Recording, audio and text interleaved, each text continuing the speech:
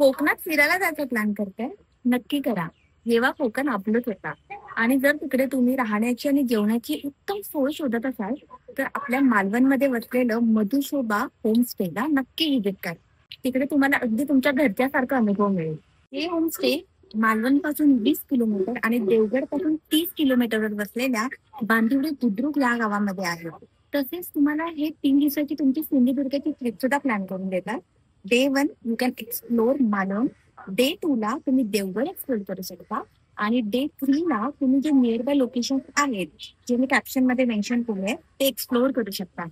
तसेच तुम्ही इथे संध्याकाळी नदी किनारे बसून चहाचा अनुभव घेऊ शकता, बोटिंग करू शकता.